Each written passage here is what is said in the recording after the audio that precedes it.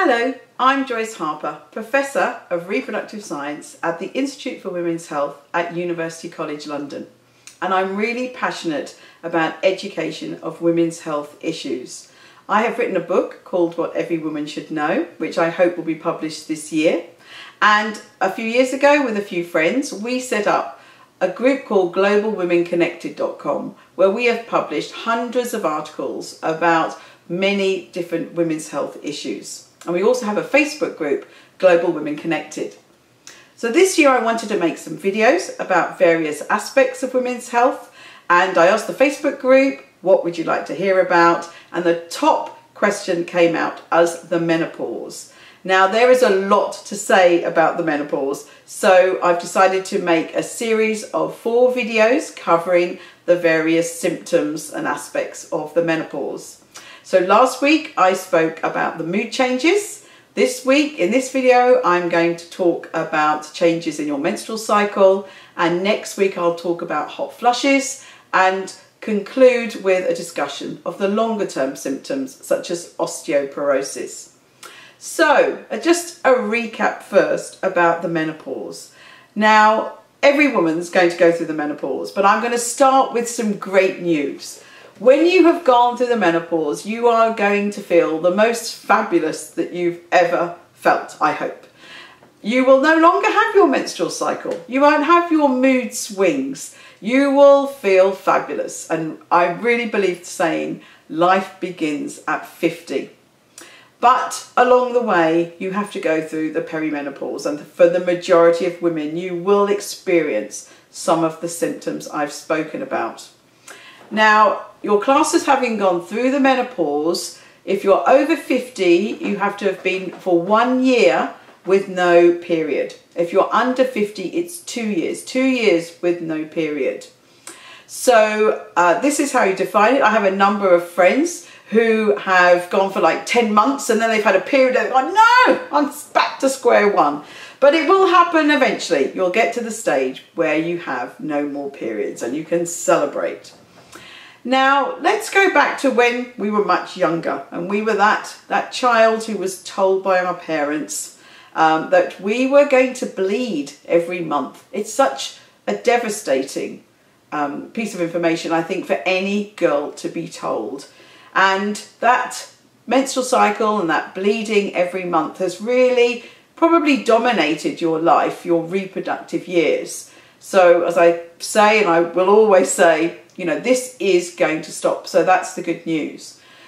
But looking at your menstrual cycle, I will do a whole talk in a few weeks on the menstrual cycle. There's a lot to know. And as I said in the last video, we're not taught about these things in school. We're taught a bit about the menstrual cycle, but not really enough. So I'll tell you more about that next week.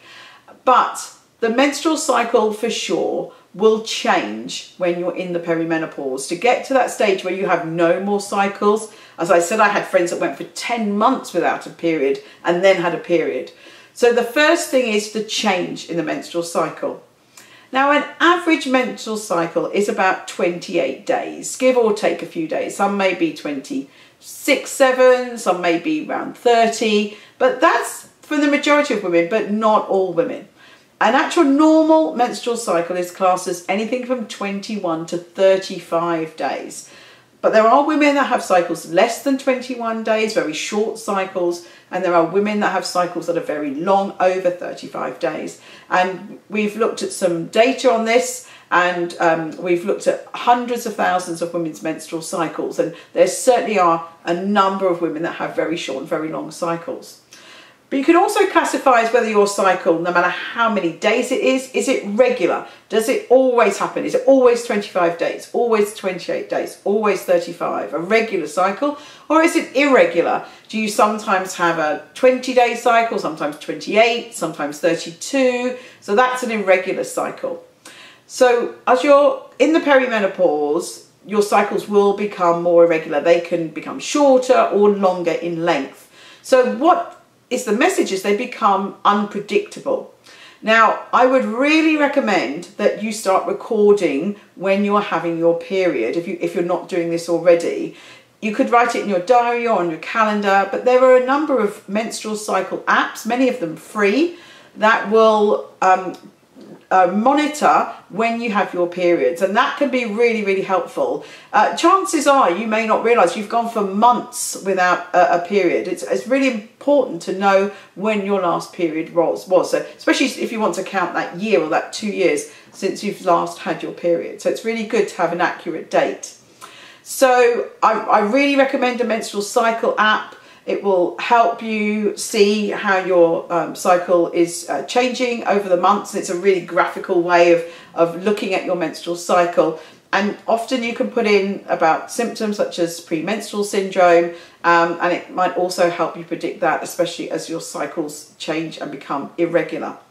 Now, because they're irregular, you may get caught unprepared for a period, and I've had many girlfriends that we've been out. Has anyone got a tampon? Has anyone got a sanitary towel? They've started their period when they was unexpected. So to be sure you are covered at all times, I really recommend keeping some sanitary protection on you all the time, in your handbag, whatever, so that if you're caught short, then you have got something to use. So let's move on to the pain of your periods. They can become more painful as you are in the perimenopause all the time. So you may want to take some ibuprofen, which can help reduce the pain, or other painkillers.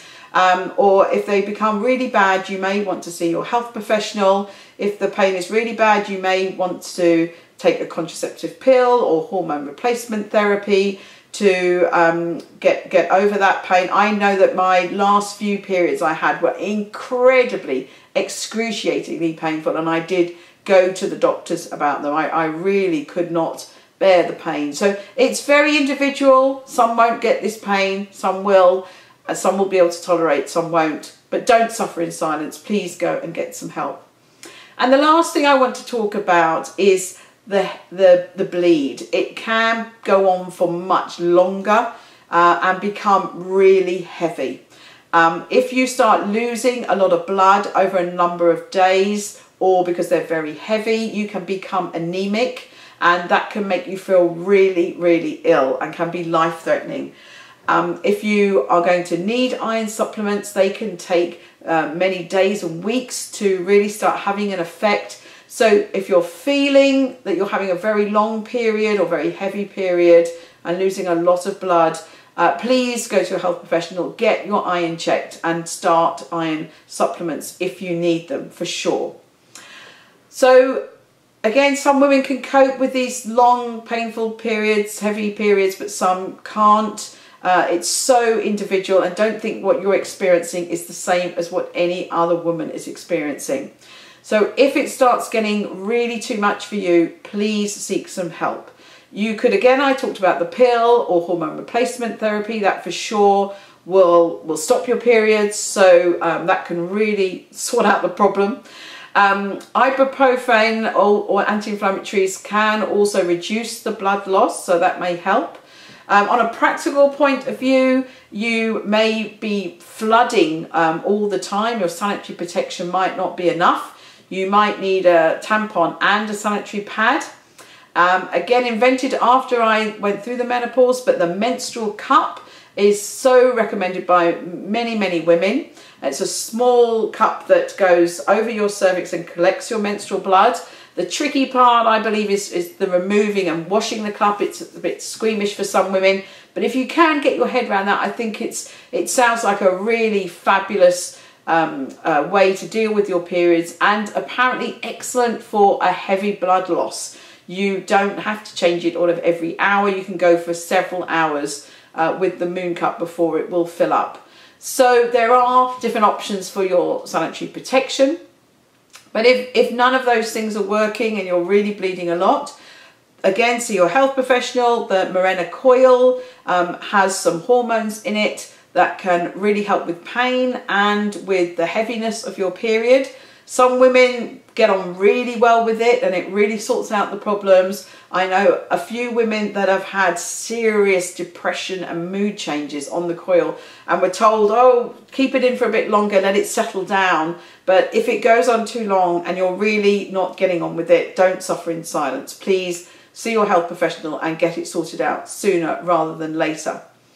If that doesn't work either, there is some surgery to the lining of the womb that can be done to try and reduce the heaviness of the periods. And the very last resort is a hysterectomy. Certainly I know many women that have had a hysterectomy because of excessive blood loss. So please don't suffer in silence. Please see your health professional and really make sure that this is not adversely affecting your life. But I always want to end on a positive note. And as I said last time in the last video, the menopause means that your menstrual cycle will cease, and that is something to really celebrate. You are no longer going to be governed by your menstrual cycle or your monthly bleed.